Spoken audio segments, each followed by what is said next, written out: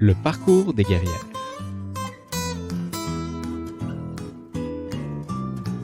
Salut les guerrières, salut les guerriers, bienvenue à cette nouvelle édition du Parcours des guerrières.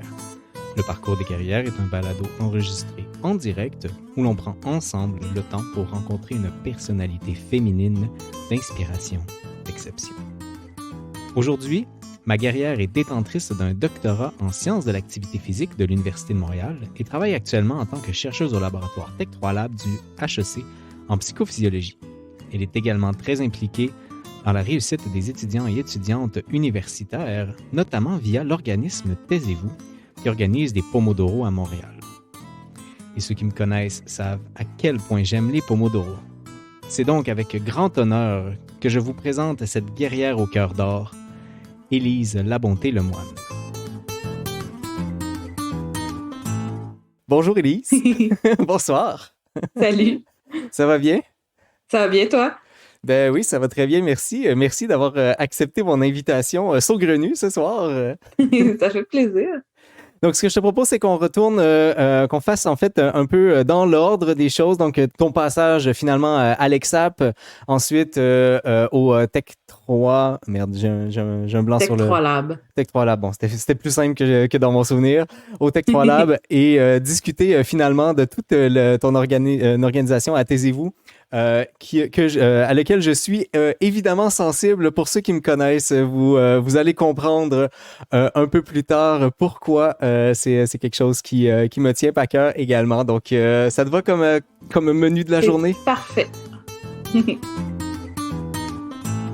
Commençons tout simplement par l'EXAP, donc l'école de kinésiologie, qui ne s'appelait pas comme ça là, à ton époque. Ben oui. C'est le département de kinésiologie, mais aujourd'hui, ça porte officiellement le nom de École de kinésiologie et des sciences de l'activité physique.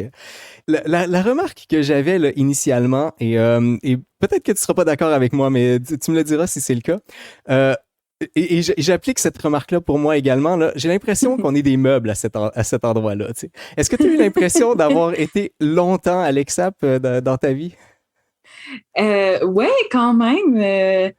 Mon Dieu, j'ai été là de quoi, peut-être 2009 à 2014? Non, ça doit être plus que ça même.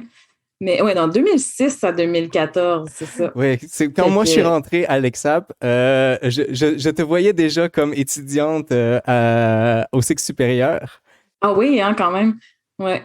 Je pensais à comment j'allais raconter un peu mon parcours professionnel parce que c'est complètement atypique, puis je pense que y a beaucoup de gens qui ont de la difficulté à y comprendre par où je suis passée, puis comment ça m'a mené où je suis maintenant.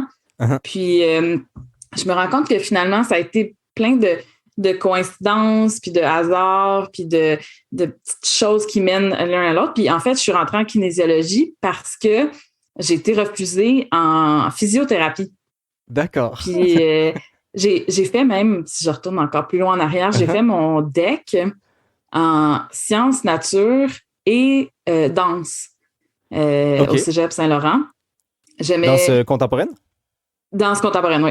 Okay. J'aimais beaucoup les sciences, puis je finissais mon secondaire, puis je savais que je voulais m'enligner en sciences nature, mais j'avais envie d'un petit peu quelque chose qui sort de l'ordinaire. J'avais un peu aussi envie d'une raison d'aller au Cégep à Montréal plutôt qu'en banlieue où j'avais grandi, puis tout ça. Fait que j'ai été en danse, qui était comme une activité parascolaire que je faisais au secondaire, là. Puis la combinaison science, mouvement, comprendre le corps et tout ça, ça m'a amené vers la physiothérapie. Puis là, j'avais pas les notes pour rentrer parce qu'en danse, c'est quand même un domaine difficile à se démarquer, d'avoir des très bonnes notes. Donc, je me suis rabattue sur la kinésiologie, comme beaucoup d'étudiants qui finissaient par rentrer en kinésiologie à cette époque-là, du moins. Je pense que ça a changé un petit peu maintenant. Puis il y a certaines règles qui ont rendu ça plus difficile, mettons. Oui, c'est ça. Et mon Dieu, ça a été donc une chance pour moi parce que je ne sais pas si je serais heureuse physiothérapeute aujourd'hui. Ça a été tellement... j'ai toujours aimé la recherche, j'ai toujours été comme curieuse dans ce sens-là, mais de découvrir la recherche qu'on faisait en kinésiologie, ça a été vraiment comme un déclic pour moi. Puis dès ma première session, je pense, j'avais Dave Ellenberg comme professeur dans des cours de bac. Puis, c'est là que ça m'a vraiment accroché le côté neurosciences. Puis ça a été ça qui m'a gardé à travers tout mon parcours jusqu'à aujourd'hui. C'est le côté comprendre le cerveau, comprendre l'humain par le cerveau, par le comportement aussi. Dès mon premier été au bac, j'ai commencé à travailler dans son laboratoire puis à faire de la recherche. Puis c'est ça qui m'a amené à continuer. J'ai fait un passage accéléré au doctorat. Je n'ai pas fait vraiment de maîtrise. Pas de maîtrise. Puis ça a été vraiment justement là, la découverte de le lien corps-cerveau puis de toutes les choses qu'il y avait à comprendre de ce côté-là. On comprend tellement peu du cerveau puis de l'être humain. Il en reste beaucoup à découvrir. Il en reste vraiment beaucoup à faire. Fait que ça a été tout ça qui m'a amené là. Si jamais vous cherchez de la job là, dans votre vie, recherche en kinésiologie, il y en a pour longtemps encore. Oh, ouais. Donc là, ce que j'entends, en fait, c'est que tu as été très, très opportuniste sur le fait que tu avais été refusé en physio. Là. À 100%. Ouais. Je sais pas si j'ai de la misère à me rappeler. Est-ce que j'ai vraiment comme commencé la kinésiologie en me disant que j'allais changer ou si je me suis dit que j'allais aller explorer ce champ-là? Je sais pas. Je me souviens pas. Mais ouais, ça a été justement une chance, là. Aujourd'hui, tu considères que c'était une belle opportunité finalement? Ah, mon Dieu, ouais, vraiment. Là, Et là, je t'ai entendu dire danse au cégep et j'avoue que je suis extrêmement déçu de moi-même de ne pas avoir de vidéo de toi à présenter là-dessus. Ça aurait été... J'ai bien fait de pas t'en parler avant. Si j'avais su ça avant, je l'aurais très fortement cherché des extraits de ce passage-là. Je suis désolé aux gens à la maison de ne pouvoir vous montrer cela. Je pense que la seule vidéo que j'ai vraiment de cette époque-là, c'est genre une VHS. Donc, elle n'est pas sur YouTube ou autre. Non, je ne crois pas. Dommage. Une fois que tu arrives finalement au doctorat, tu t'intéresses à la grossesse et l'activité physique, c'est bien ça? Oui, mais en fait, ça a été, encore là, un concours de circonstances parce que dans le laboratoire où je travaillais, on étudiait, il y avait comme deux volets. On étudiait le cerveau en relation avec le sport et l'activité physique. Il y avait principalement un volet sur les commotions cérébrales. Puis c'est sur ça que j'ai travaillé plus pendant mon bac, j'ai assisté. Mais c'est à ça qu'on associe Dave Ellenberg, en tout cas. Oui, hein, c'est ça que ça a été vraiment son dada à lui, mais je pense que ça venait de ses collaborations puis de d'autres choses qu'il avait faites avant. Il y avait un volet quand même sur le développement, puis il avait travaillé, entre autres, j'avais aidé une équipe de McGill qui travaillait à son labo où on regardait le développement de la vision chez les enfants, puis des choses comme ça en relation avec le sport. Puis j'avais une collègue qui faisait sa maîtrise sur... il y avait une école, il avait fait du sport, il avait intégré du sport le matin avant que l'école commence. C'était comme 20 minutes, 3 matins par semaine avant que l'école commence. Puis il avait regardé comme les effets sur la scolarité des enfants, là, avec grand succès. Il devait arriver à la conclusion que ça aidait. C'est sûr. Puis on était tombé purement par hasard sur une étude chez les souris où les mamans souris avaient été entraînées pendant leur grossesse, puis là, ils avaient regardé les bébés souris, puis il y avait quand même un assez gros effet tant comportemental que à la dissection là, du cerveau, ils voyaient là, les structures avaient carrément évolué différemment. Puis on s'est dit, est-ce qu'on est capable de faire ça chez les humains? Puis même, je me rappelle, c'était genre mon 2e été au bac, puis j'ai dit à Dave, donne pas ce sujet-là à quelqu'un d'autre. Moi, je vais le faire pour mon doctorat. C'est moi qui fais mon doc là-dessus. Ouais. Puis, encore une fois, très opportuniste. Mais oui, c'est ça. J'étais là, c'est donc bien, tu sais, ça se fait chez l'humain, je pense. Puis, mais, tu sais, au final, je n'étais pas une chercheure en grossesse. J'étais une chercheure en effet sur le cerveau. Tout à fait. Puis, ça a été la population qui nous a intéressés, la mère et l'enfant.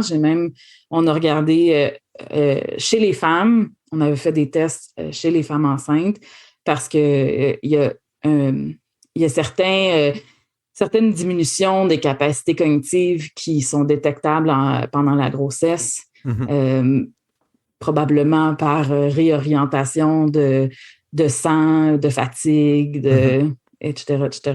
De la bonne fatigue. Puis on avait regardé. Puis? La bonne fatigue. Oui, c'est ça, de la bonne fatigue. Tu es en train de faire d'autres choses dans ton corps. Puis on a regardé l'effet sur les bébés. Puis ça a été quand même des résultats assez parlants. Là. On l'a vu chez les enfants à l'âge de 10 jours. Ben, écoute, je t'arrête 2 secondes. Je t'arrête 2 secondes puisque tant qu'à parler de cette expérience-là, aussi bien en montrer un petit extrait. Donc, et les gens pourront voir exactement, et je te laisse continuer après. Donc, je nous prends 2 petites secondes. Donc, un reportage qui avait été présenté à RDI et je te lance ça. Il y a des chercheurs de l'Université de Montréal qui ont découvert qu'une grossesse active a un impact positif sur le développement de la mémoire du bébé. Louise Baudouin. La petite Evie est née il y a 10 jours. Elle va passer une électroencéphalographie pour enregistrer l'activité de son cerveau. Evie n'est pas malade. Elle et sa mère font partie d'une étude menée au département de kinésiologie de l'Université de Montréal. L'objectif est de déterminer si l'activité physique durant la grossesse a un impact sur le développement du cerveau du bébé. Élise Labonté-Lemoine est étudiante au doctorat. Le test qu'on fait jouer, c'est des sons. On a un son qui joue régulièrement et un son qui est plus rare, différent. Et on regarde si le cerveau est bien capable de faire la différence entre le son qu'il entend régulièrement et le son qui est un petit peu plus rare. Bon, premièrement, là, il faut que je dise une chose, là. Je suis vraiment jaloux. Travailler avec des petits bébés de 10 jours, je trouve ça quand même assez fou. Ouais, ça a été... je te dirais que... je m'imagine le faire maintenant parce que j'ai eu un enfant depuis ce temps-là. Puis je pense que je serais comme tellement meilleure pour le faire maintenant. J'étais super intimidée là, à cette époque-là. C'est à 10 jours, il ne se tenait pas la tête. J'avais été... rencontrer une experte à Sainte-Justine qui était habituée de faire de la recherche comme ça sur des nouveau-nés. Puis elle m'avait tout montré, puis elle était comme tellement zen avec ça. Elle était comme, tu sais, moi j'étais là, qu'est-ce qui se passe si le bébé il se met à pleurer? Il va falloir arrêter le test. Puis elle a dit, ben c'est pas grave, là, tu le prends, tu le brasses un petit peu, il va se rendormir, puis tu le redonnes à sa mère. Moi j'étais là, oh mon Dieu, qu'est-ce que je fais avec un bébé de cet âge-là? Mais c'était le moment quand même facile de cette étude-là, parce que si je le fais du début, là, ce qu'on a fait, puis ce qui a donné vraiment de la force à cette étude-là, c'est qu'on a fait une assignation randomisée. Donc, on a recruté des femmes qui étaient un peu comme incertaines là, si elles allaient vraiment faire tant de... C'était pas des grandes athlètes, c'était des femmes qui étaient comme... Ouais, je devrais peut-être faire plus de sport dans ma vie, mais ça prend de la motivation et tout ça pour que on puisse leur dire, toi, tu vas faire 3 fois par semaine 20 minutes d'activité physique, puis toi, le hasard a fait qu'on va t'encourager, on va pas t'encourager à faire du sport. Puis c'était quand même une question éthique complexe. Ouais, ben c'était une de mes questions. Là. Comment est-ce qu'on... Parce que OK, je te laisse continuer, après ça, je vais poser la question. Oui, mais en fait, c'est ça. C'était une question éthique complexe parce que l'objectif de l'éthique en recherche, c'est de ne pas faire de tort. Puis là, la question, c'est est-ce qu'on en sait suffisamment sur l'activité physique pendant la grossesse pour dire à quelqu'un, fais-en pas, est-ce que ça leur fait du tort? Puis, ça a été une longue discussion, puis on en est venu à dire les gens savent les effets de l'activité physique sur la santé. Il y a encore des incertitudes sur les effets vraiment de l'activité physique sur le bébé. Donc, on leur explique, puis ils prennent la décision en connaissance de cause. Mais on ne peut pas dire qu'on fait du tort. Tout à fait. Puis souvent, c'était des femmes qui n'étaient pas sûres qu'ils en auraient fait vraiment. Puis finalement, de se faire dire ça, on dirait que ça les... Ils se disaient que ça servait à quelque chose de pas en faire, tu sais. D'accord. Et peut-être juste pour nous remettre en contexte, les croyances de l'époque Il y a les croyances scientifiques là, qui étaient incertaines. Puis je sais même à l'époque, ça pointait déjà peut-être dans une direction où c'était bénéfique. Dans la population en général, ce qui devait être véhiculé, c'était le fait qu'en tant que femme enceinte, il faut se reposer. Est-ce que c'était encore ça au tournant? Oui.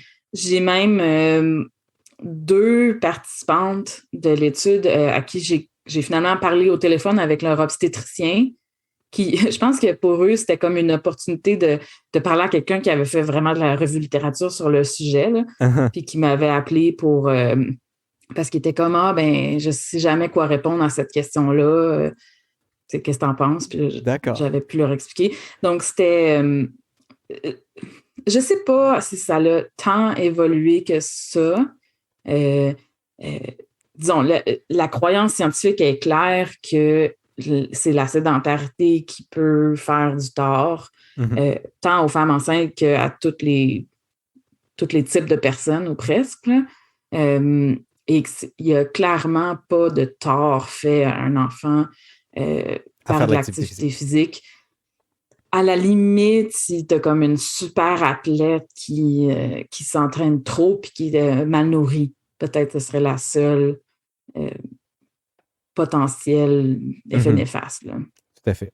Pour ceux qui écoutent ce soir, la science est vraiment très claire. Si vous n'êtes pas dans une situation particulière et que vous êtes enceinte, allez faire de l'activité physique. C'est ça qu'il faut se souvenir. Oui. Ça m'amène à la question quand même de la vulgarisation scientifique vers la population en général. Puis, je sais que tu es bien impliqué là-dedans, notamment via plusieurs entrevues que tu as réalisées, là, je pense aux Années-Lumière, à Électrons libres, qui sont de la vulgarisation scientifique, mais il y a même aussi des choses là, qui ont été réalisées dans des choses qui n'ont rien à voir avec la science elle-même. Là. Elle France, par exemple, où vous parliez que le sport, c'est bon, en fait, avec les enfants. Ma question, c'est... Et je pense que c'est une question que j'ai depuis 10 ans en tant que chercheur moi-même.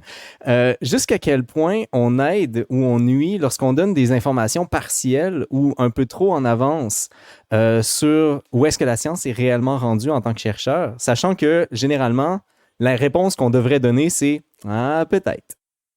Oui, mais en fait, bon, tu as vu déjà dans le clip que tu as montré, la journaliste a dit c'est bon pour la mémoire des enfants.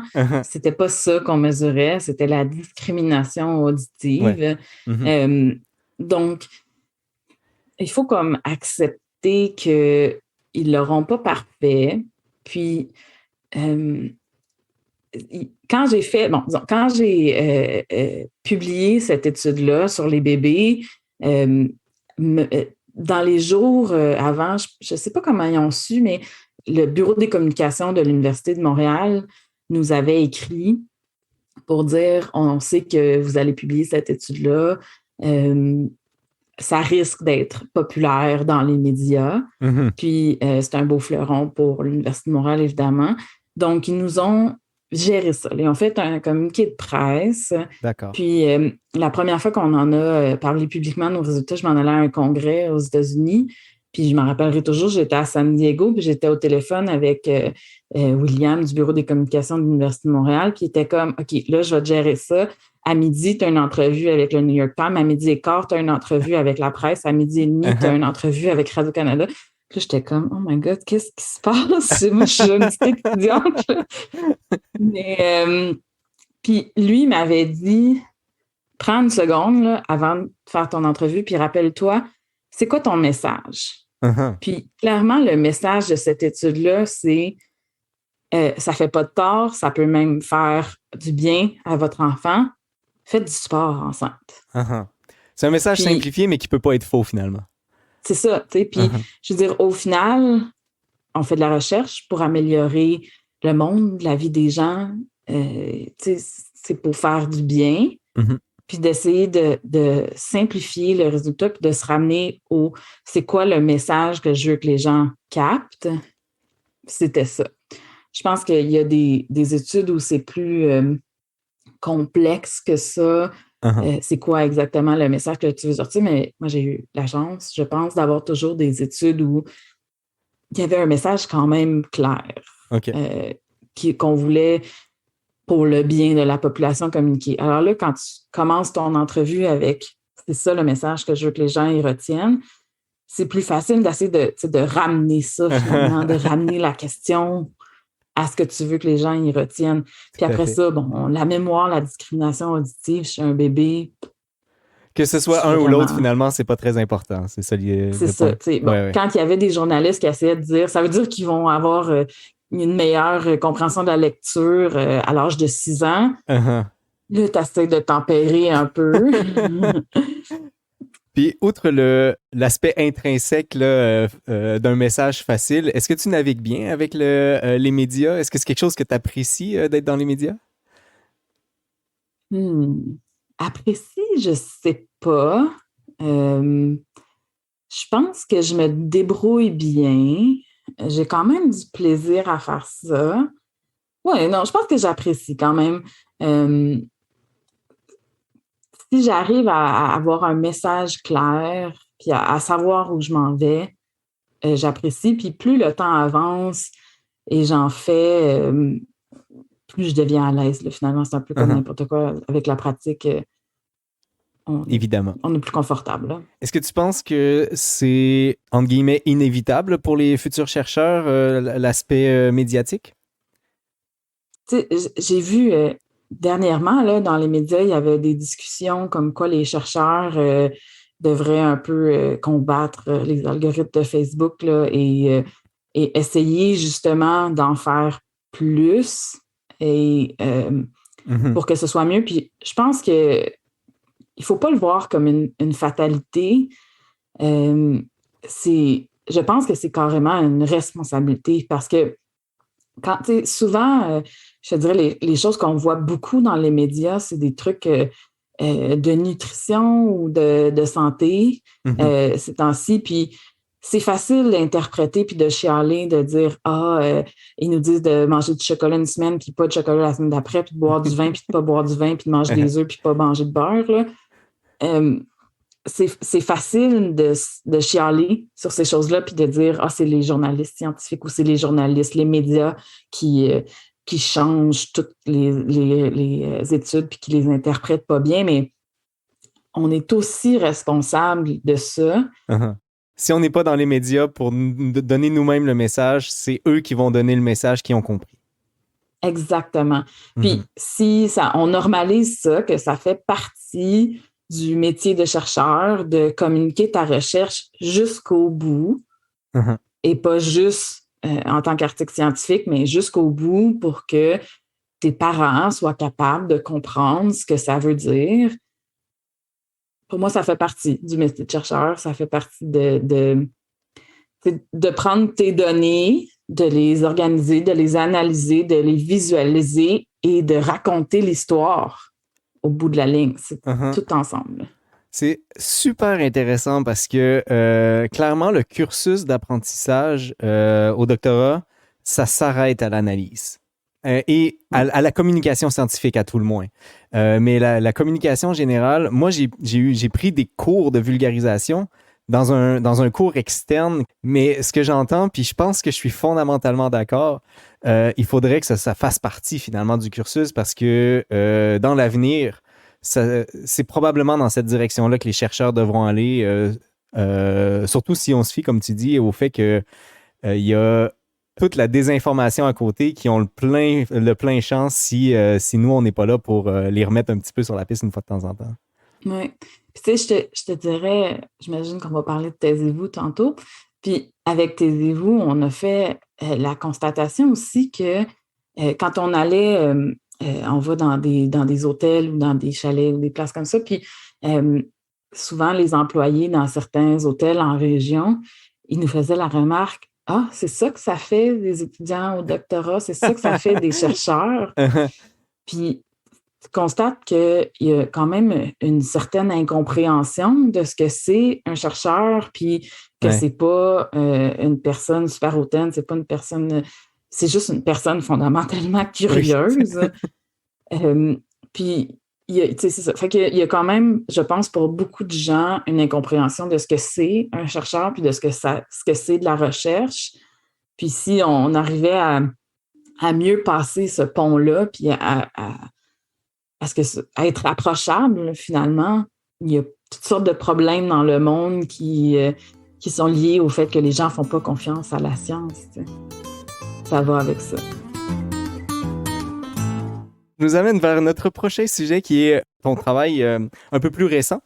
Mais avant, il y a quelqu'un qui m'a écrit tout à l'heure, là, juste avant l'émission, qui me disait à quel point ta thèse lui a été utile. Et je me suis dit que c'est tellement rare, c'est tellement rare que les gens nous lisent notre thèse. Et je me suis dit que ça te ferait plaisir de savoir qu'il y avait au moins une personne dans le monde à qui ça a été fondamentalement utile, ta recherche sur... Là, j'ai comme une petite gêne parce que j'ai relu ma thèse il n'y a pas si longtemps, puis j'étais comme, il y a plein de fautes, il y a plein de coquilles. Inquiète-toi pas, elle a regardé pour le contenu. Merci. Donc, une fois le côté femme enceinte et activité physique sur l'effet sur la progéniture, tu t'es intéressé au bureau actif. Donc, c'est ce que tu fais encore maintenant ou ça a été un projet qui est terminé, là? En fait, ce qui est arrivé, c'est que, encore là, c'est vraiment une question de hasard, mon Dieu, j'en reviens pas à quel point ça a été un hasard que je me ramasse là où je suis parce que j'étais en train de terminer mon doctorat et je manquais d'argent.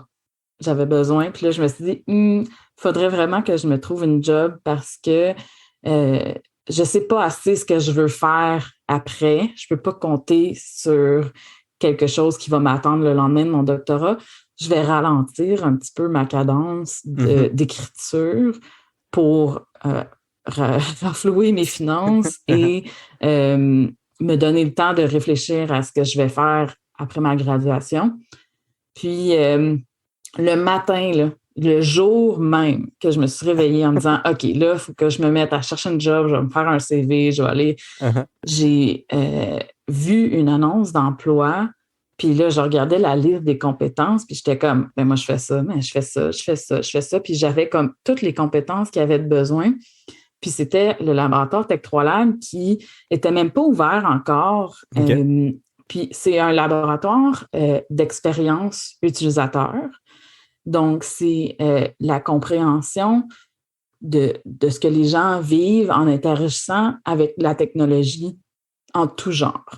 Okay. Et c'est des chercheurs à HEC Montréal en système d'information, en informatique, en marketing et en sciences de la donnée qui ont décidé qu'ils voulaient se partir un lab ensemble comme ça pour répondre à des questions de qu'est-ce qui se passe finalement dans le subconscient, ce n'est pas le bon terme pour ça, mais dans le subconscient, si on veut, des gens quand ils interagissent avec des technologies ou des pubs ou des choses comme ça. Donc là, on s'entend qu'on ne parle pas encore d'activité physique là-dedans. Là.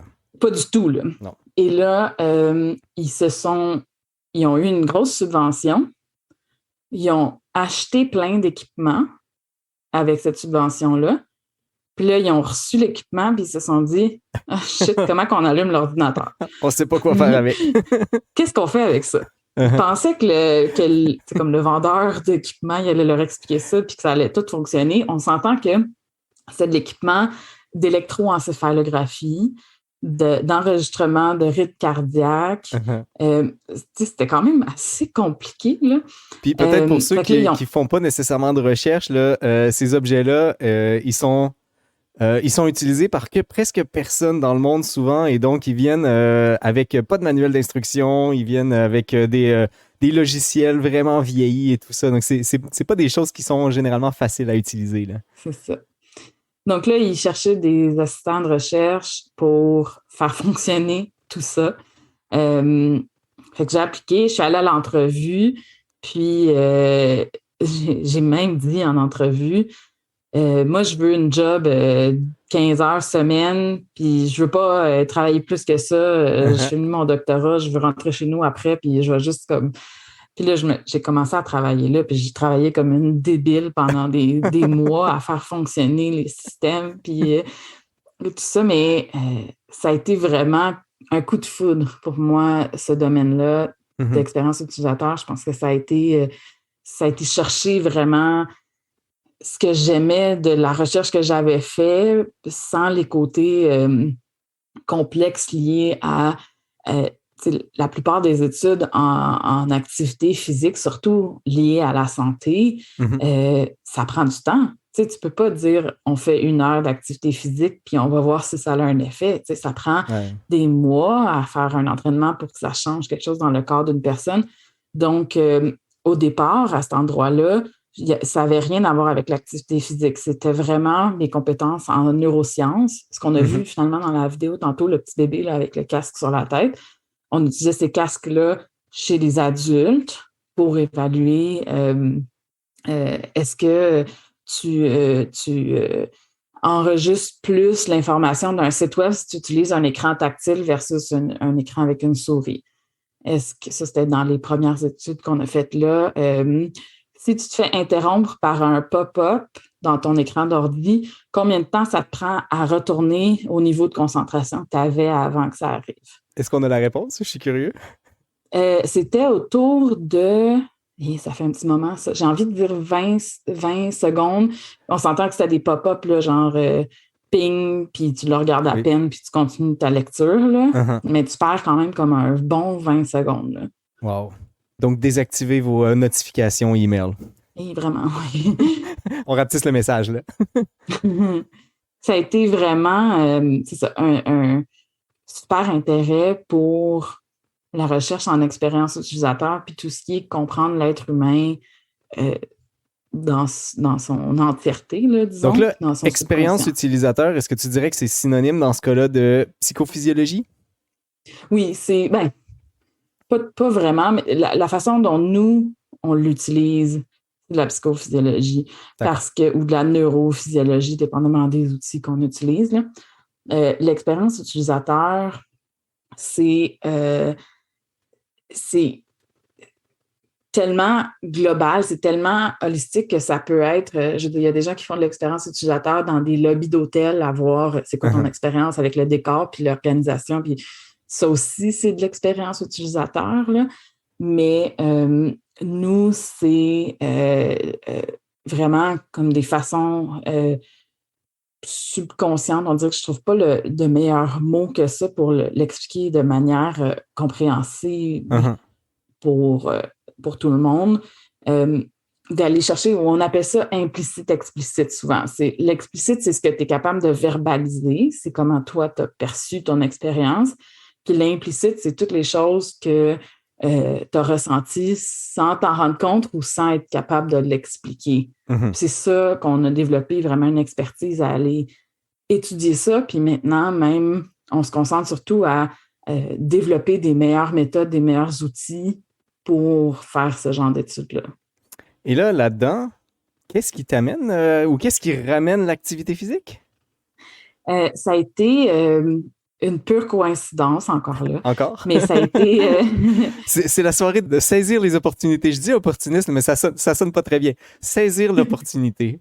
Parce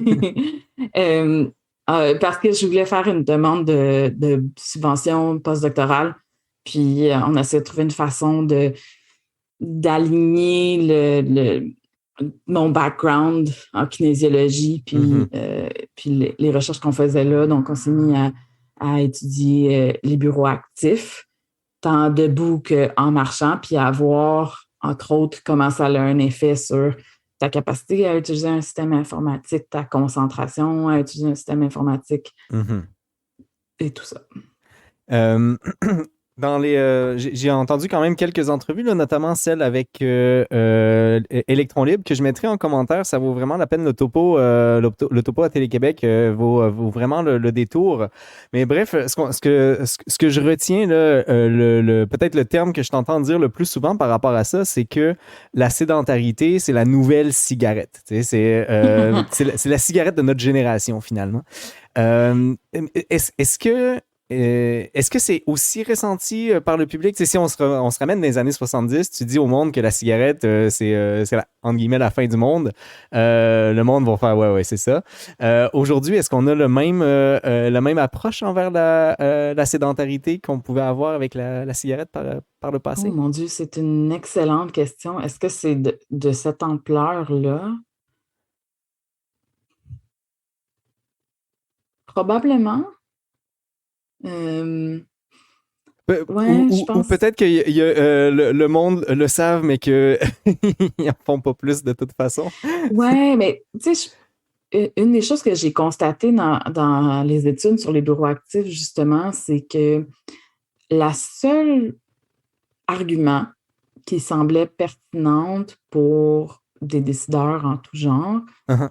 c'était ils vont pas être moins bons au travail. Ouais. Ils vont peut-être même être meilleurs. Mhm. Et le côté santé, C'est comme trop il y a- loin, en fait. c'est trop loin, c'est trop personnel, je Mhm. pense, à beaucoup de niveaux. Puis, je comprends là, que tu peux pas imaginer, ah oui, moi j'ai 20 employés dans mon bureau, je vais mettre un tapis roulant au milieu, puis tout le monde va être en santé. Oui. Ça marche De pas toute de même, façon, là, c'est ça. C'est pas ça. C'est ça. Donc, c'est pas. Puis je te dirais que c'est pas une avenue de recherche qu'on va tant poursuivre Uh-huh. parce que, encore là, c'est le même problème que les études qu'on avait en activité physique. C'est super longue haleine Mhm.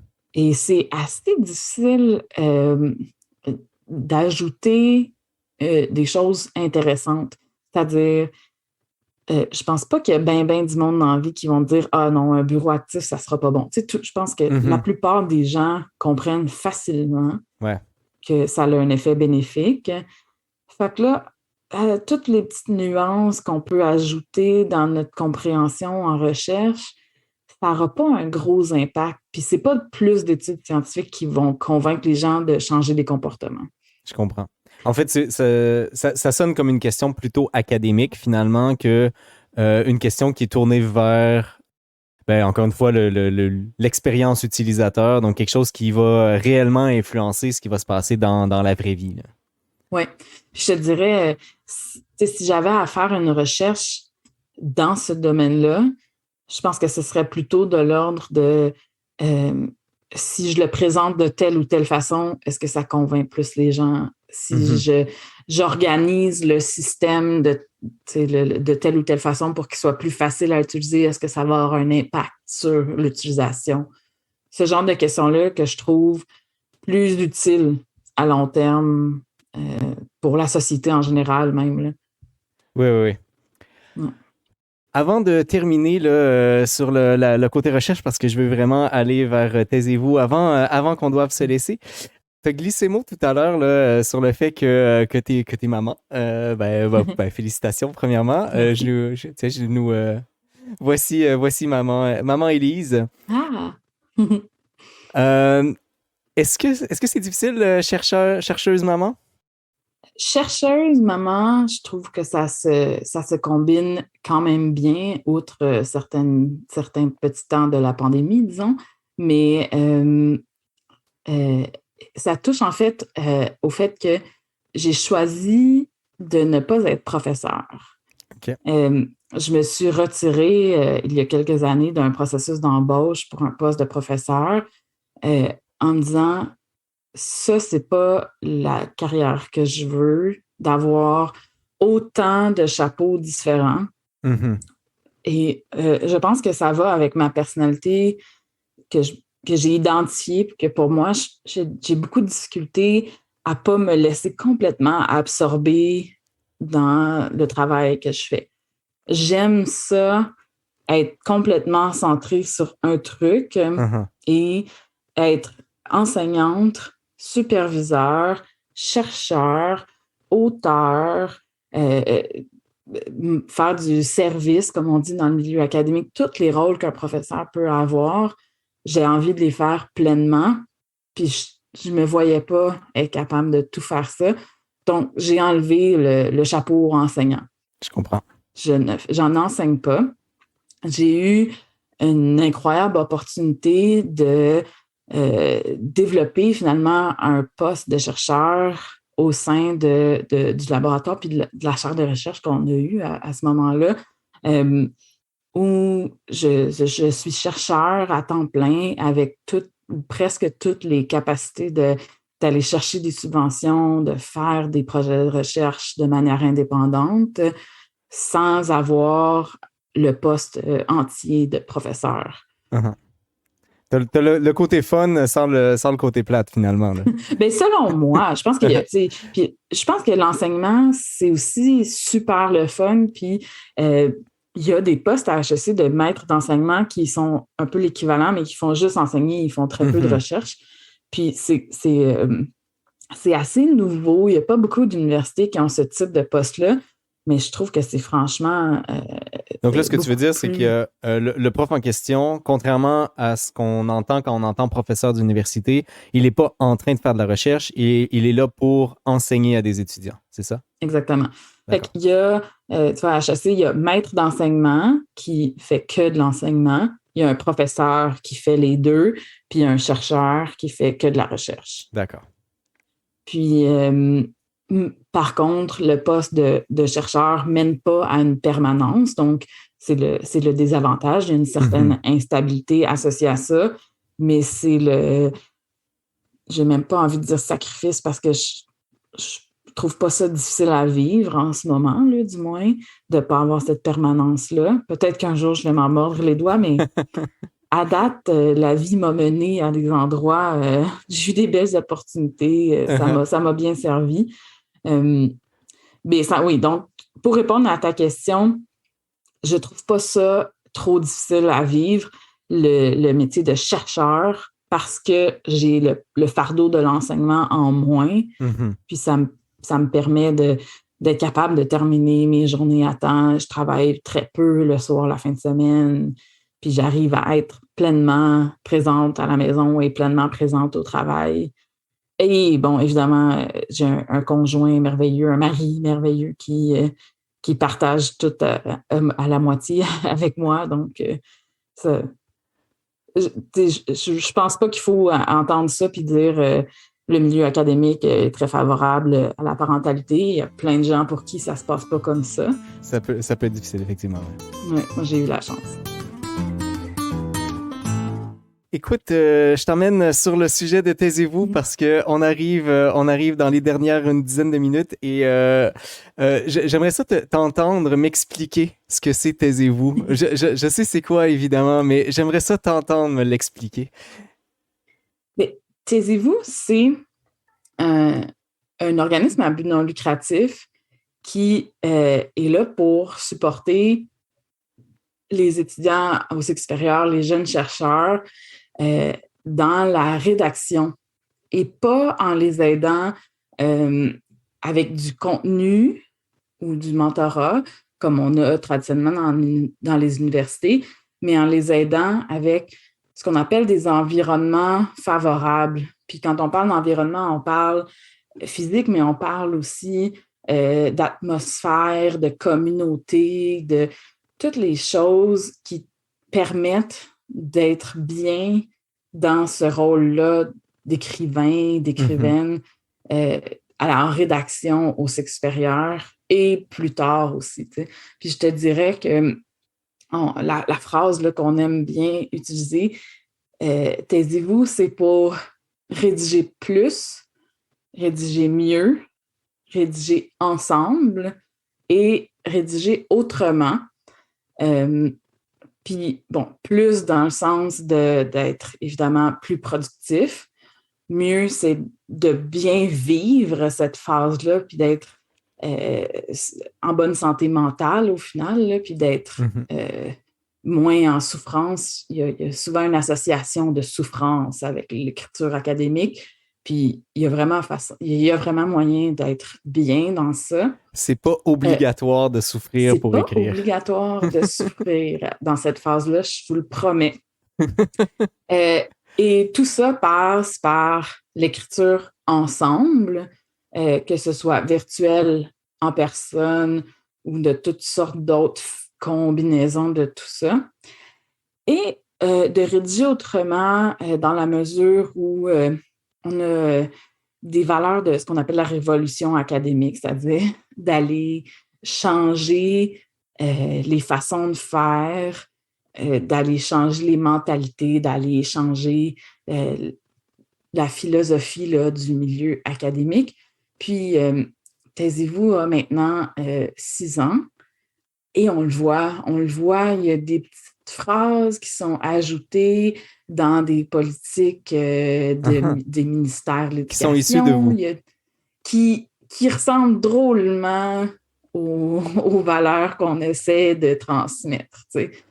Puis je pense que plus le temps va avancer, puis plus les gens qui ont été étudiants dans la communauté Taisez-vous vont vieillir et prendre des rôles d'importance dans le milieu académique, Tout à fait. plus la bienveillance qui est vraiment au cœur de tout ce qu'on fait va se disséminer là, à travers le monde académique.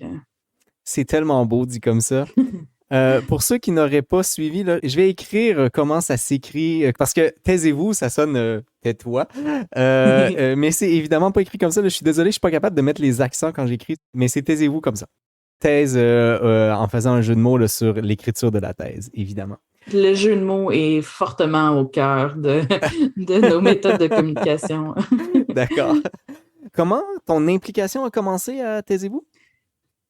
J'étais là à peu près à la fondation là, de Taisez-vous. En fait, c'est une de mes bonnes copines et à l'époque, c'était une amie avec qui j'écrivais beaucoup dans des cafés. Par hasard, par voisinage, là, on s'était ramassé à écrire. J'écrivais ma thèse à l'époque, puis elle, son mémoire en même temps. Est-ce qu'on peut savoir quel café? C'était au Café La Rue. La Rue. Qui sont encore nos commanditaires de café, d'ailleurs, à Taisez-vous. Et moi, j'aime penser qu'elle s'est ennuyée de moi quand je suis allée faire un stage à l'étranger. C'était à ce moment-là qu'il y a eu vraiment la genèse de Taisez-vous où Sarah Mathieu, elle a envoyé un simple courriel à des amis en disant « Je pense me louer un chalet pour aller faire 3 jours de rédaction dans le bois. Y a-t-il quelqu'un qui veut venir avec moi? » Puis tout d'un coup, ça c'est comme le mot s'est passé, puis elle s'est mise à recevoir des courriels de gens qu'elle ne connaissait pas, des amis d'amis qui disaient « Hey, je veux venir, je peux-tu venir? » Donc, ça a été en 2015, ça, il y a eu la première retraite où elle est allée évidemment se chercher des amis parce que là, je ne vais pas me mettre à organiser ça tout seul, avec Émilie Tremblay-Ragg, qui est une personne incroyablement efficace dans la vie. Si tu as un truc à organiser, appelle Émilie, ça va se faire super efficace. Puis ensemble, elles ont organisé la première retraite dans un camp de vacances, 3 jours dans le bois à rédiger avec 40 personnes. Puis ça a été tellement comme une expérience incroyable d'être bien dans la rédaction académique, d'être super productif, puis tout ça, que tout de suite, c'est devenu, on va en faire un organisme parce qu'on a besoin de répéter ça régulièrement. Est-ce que c'était déjà via technique Pomodoro dans cette... Non, la technique Pomodoro est venue un petit peu plus tard, oui. OK. Il y avait à l'époque, parce qu'évidemment, on ne pouvait pas faire les choses à moitié, on s'est mis à faire des revues littérature, puis à aller rencontrer des experts sur les meilleures conditions de travail pour rédiger. Et donc, ça a été surtout au départ l'horaire. Je pense qu'il était comme, on avait séparé des blocs de, j'ai envie de dire, 3 heures. Il y avait une petite conférence, mais pas trop. Il y avait du sport, il y avait de la bonne nourriture santé, tu sais, pas comme une grosse lasagne, puis tu as envie de dormir après dans l'après-midi. Puis, mais tu sais, le secret dans tout ça, là, ça a été la bienveillance, parce que c'était par et pour, c'était des étudiants qui organisaient ça pour d'autres étudiants. Puis je me rappelle, dans les premières années, on organisait les retraites, puis j'en animais, puis on amenait les collations, puis je le savais, là, que j'allais amener la collation, la petite clémentine sur le coin du bureau de la personne pendant la rédaction, puis que c'était ça qui allait faire la petite étincelle de magie dans sa fin de semaine, parce que il y a quelqu'un qui prend soin de toi pour que tu puisses écrire. Tu n'as pas besoin de regarder l'horloge, tu n'as pas besoin de faire à manger. Il y a quelqu'un qui te dit quand prendre une pause, qui t'encourage à aller prendre une marche, puis tu dis « Ah, ça a de la valeur ce que je fais. Il y a quelqu'un qui prend soin de moi pour que je puisse bien le faire. » Écoute, je te regarde, là, je ressens la bienveillance juste à t'en entendre parler. Puis, tu sais, à un moment donné, quand c'est devenu comme trop gros, puis qu'on faisait comme 2 retraites par mois, on n'arrivait plus nous-mêmes à les animer, puis on s'est mis à former d'autres animateurs. Puis c'était souvent ça qu'on essayait de transmettre dans nos formations. C'est pas genre suivre l'horaire qu'on a préparé, puis gérer des pomodoro, ça c'est venu un petit peu plus tard, là. Mais c'est de prendre soin des gens, puis sens-toi comme une maman, là. Tu sais, comme t'es là pour prendre soin de ces gens-là pendant 3 jours, c'est ça qui va leur faire du bien. Ça doit nourrir aussi dans les 2 directions, cette affaire-là, là? Ben oui, tu te sens tellement utile quand tu organises une retraite ou quand tu animes une retraite, tu sais. Puis au final, ça a été vraiment aussi apprendre des bonnes habitudes de travail en le vivant plutôt qu'en écoutant des conférences. Ça a été ça, je pense, qui a été la grande contribution qu'on a faite dans nos premières années parce que il y a tellement, au final, là, de conférences, d'ateliers, de choses que tu peux faire à l'université si tu veux aller chercher des bonnes habitudes de travail. Il y en a, là. Il y a très peu d'universités qui n'ont pas des bureaux de soutien, de français, d'écriture et tout ça. Même dans la plupart des grandes conférences scientifiques. Mais c'est une approche très académique. C'est une approche très académique de faire des conférences sur ces sujets-là. Mais au final, c'est pas comme ça qu'on apprend dans la vie. Non. Et donc, tu sais, même, on a fini par enlever les ateliers qu'on avait dans nos retraites parce que c'était pas ça qui avait un apprentissage. C'est pas ça que les gens allaient chercher, vraiment. Ouais. Les gens aimaient ça, je pense, puis il y en a qui nous le demandent encore, mais on le sait, là, qu'on n'est pas très bon pour demander, les êtres humains en général, on n'est pas très bon pour demander puis reconnaître ce qui nous fait du bien.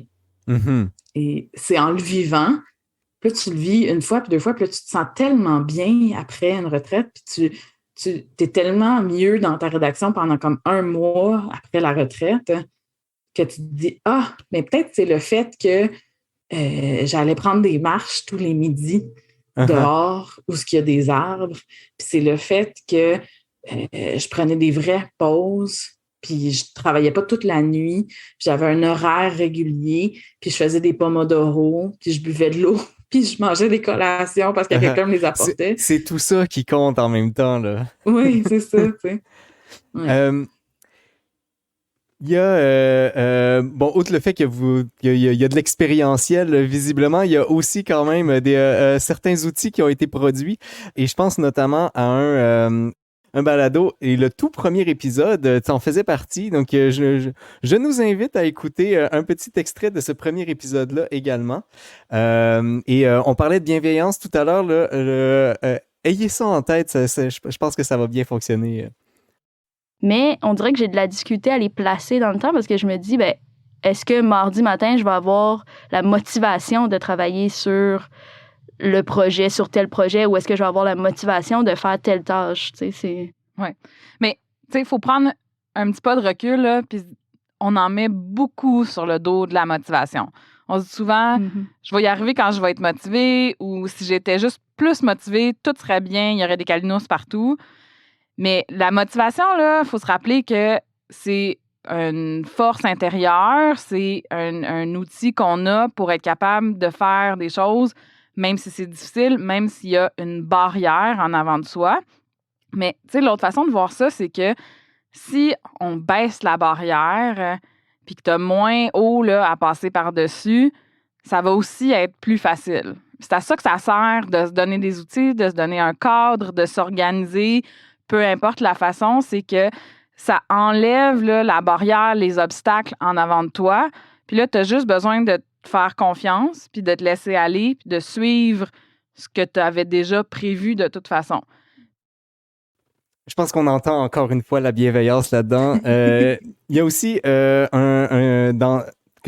si vous allez sur le site de taisez-vous.com, que je vais mettre en commentaire éventuellement, dans un texte sur lequel tu as écrit, tu mentionnais « Il faut reconnaître que les efforts qu'on met pour atteindre nos buts académiques sont énormes et que dans les moments les plus exigeants, c'est OK d'être un humain imparfait. » Je trouve ça beau d'accepter l'échec ou entre guillemets de l'apprivoiser finalement, que c'est pas si grave que ça. est-ce qu'on a un truc, là? Je sais qu'il est déjà 21h, là, mais je te prends 5 minutes de plus si ça te va. Est-ce qu'on a une façon là, de réconcilier le fait qu'en recherche, on ne peut pas se permettre vraiment de se tromper ou on n'accepte pas de se tromper lorsqu'on publie la recherche, mais que d'un autre côté, on est faillible en tant qu'humain. Comment est-ce qu'on réconcilie cette affaire-là? Wow, c'est toute une question, ça. Il n'y a peut-être pas de réponse, hein. Oui, mais en fait, c'est que je suis pas sûre que je suis d'accord avec ta prémisse parce que il y a peut-être une certaine vision qu'il faut pas mentir, là, disons, dans un article scientifique, mais tu sais, à la base, là, des publications scientifiques, c'est supposé être un grain de sable dans une montagne. Puis, on a tendance à avoir une étude puis à la prendre comme pure vérité, mais on s'entend là que, par exemple, les prix Nobel ils sortent là, cette semaine, puis les gens ne sont pas récompensés pour une étude, ils sont récompensés pour une série d'études qui construisaient les unes sur les autres pour devenir une théorie ou une connaissance ou tout ça. Donc, je pense qu'il faut peut-être diminuer la valeur qu'on accorde à chaque étude, à chaque publication en tant que telle. Puis, tu sais, vous m'excuserez l'expression, il ne faut pas prendre tout pour du cash.